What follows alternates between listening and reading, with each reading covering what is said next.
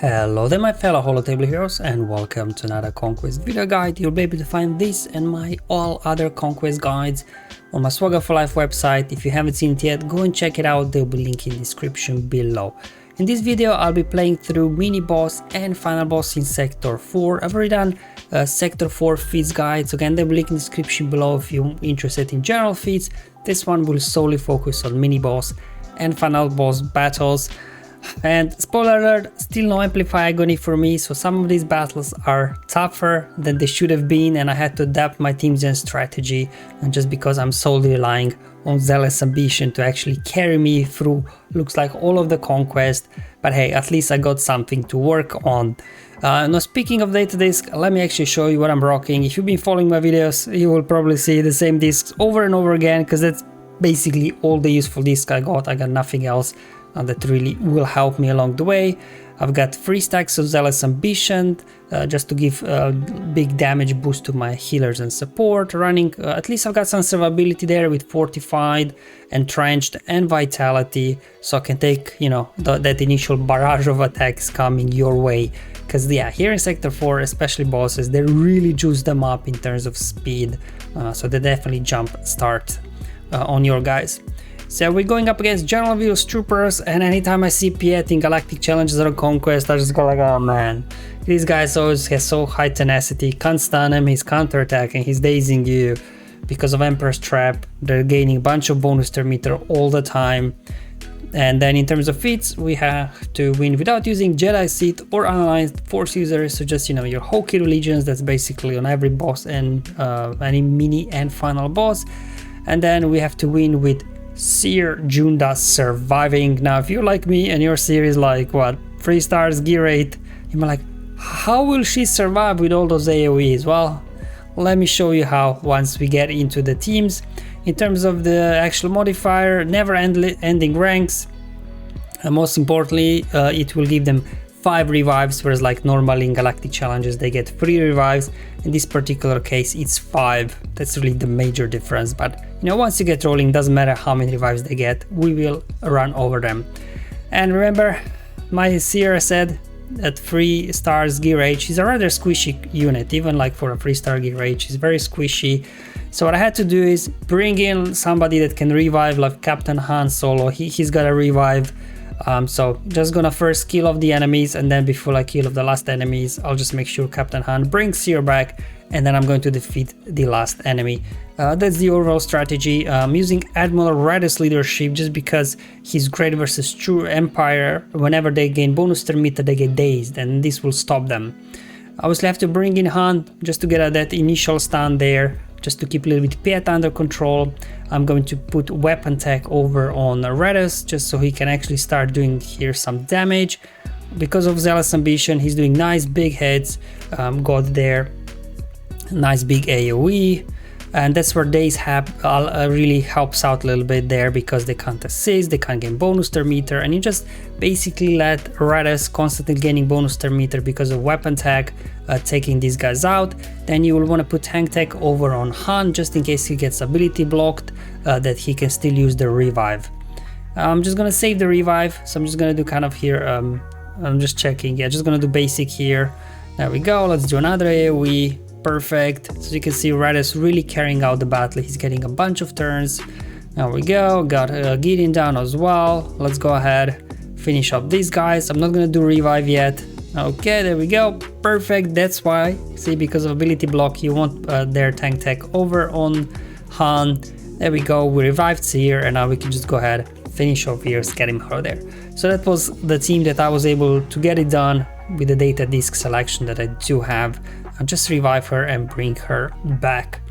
Okay, so now we do have as well the Hokey Religions field to do, and I'm just decided to do troopers, but pure mirror match will not end well, because enemy Piet, he will go first and daze your troopers and stop them. That's why you need to bring in Han, so you can stun Piet, and then they get a few turns, and then your Piet starts gaining bonus turn meter, and then you can actually get rolling with your Piet before they get rolling. So let's just go ahead here. let's finish off Short Trooper. Now all of the troopers I brought in here are support, so they should be doing some nice damage. Maybe I should have done an AoE there instead of assist, I don't know, because Piet is counter-attacking, but I guess Daze wouldn't stick long on him because he would get defeated anyways. But at least maybe I would land Fear on him if I would land. There we go, landed the Daze. Actually, that's, yeah, there you go, he lost the Daze again, so maybe the better strategy here is land the Daze on Piet and then just let him be dazed and finished off the other troopers before he go get back to Piet. But anyways, I was still able to win this one, finish off Short Trooper, and there he goes. Definitely bringing in their Han just to stop their Piet for my troopers was the key in this win. So that's both feats done here in mini boss. So let's look at the final boss battle in Sector 4, Mother Talzin Night Sisters. Basically still rocking the same data this set. As said, I've got nothing else at this point, already at the end of Sector 4. So that's why I'll be rocking. As always, now in terms of Night Sister team, it's just a standard Night Sister team there. I was thinking maybe they'll add Marin so that we can a little bit, you know, see Marin in action. That would be fun. But they just gave us a box standard Night Sister team to defeat. Now in terms of the feats, you have to win with Darth, Malgus and Sith Assassin surviving, and then Hokey Religions again, we have to win without using Jedi, Sith or unaligned Force users. Now it depends obviously how high your Sith Assassin is, this might be harder or not. In terms of the modifier, doesn't really do a whole lot, just they give you some extra revives and some extra bonuses when they revive. But yeah, anyway, Night Sisters themselves are reviving already, so I don't think this really modifier does a lot for them. So there you go, I actually do have a Relic Sith Assassin, just relicked her up to complete my Darth Malgus team, so I didn't have issues with her surviving. But I guess you could go with Malgus lead, but I just thought maybe Darth Revan would be better, just because of the death mark that you land on Talzin, and down she goes. Again, I only have Zealous Ambition Disc, which means only Bastille is doing some damage. If you do have Amplify Agony, this would be much easier than even like with lower gear. Sith Assassin would be much easier because your battle wouldn't drag on as much as it did mine. Because eventually, as you can see, like for their Sith Assassin, actually Plague gets to her, it's not actual damage. So maybe you have issues with her surviving because of Plague. You could bring in what, put Med Pack on her so she's recovering health. Or maybe one of those data discs that recovers health whenever you critically hit. That could be nice as well. But definitely if you do have Amplify Agony data disc, I think this will be a lot easier than it was for me. But eventually we got them down. AoE finished off Asajj, took down Zombie as well, and that was my Darth Malgus and Sith Assassin lead. Okay, let's move on now onto the Hokey Religions feat. So what I'll do, I'll bring in troopers again, because you know we do have here Imperial Trooper feat anyway in Sector 4. We have to get kills with Imperial Trooper, so might as well use them here.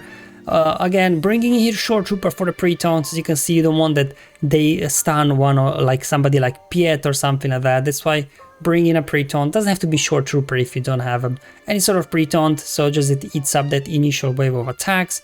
And then all what you do is here, just take out first Daka, just so she can't bring anybody back, and then you get rolling basically. You know, your turn meter trains engaged, taking out Night Sisters one at a time, an AoE, Talzin goes down again, finishing off their Daka, and let's go ahead, finish off Asajj, and at this point, it's pretty much game over for them. So definitely troopers here with Zealous Ambition Disc work really, really well. Alright, and this also completes now the final boss here in Sector 4 feats, so hopefully you find this video useful and helpful, just showing you what I was able to do with the data discs that I have. Hopefully you find it useful and helpful. Let me know in the comments below or on my Discord server, but until then, have fun, enjoy life, and may the RNG be with you, my friends.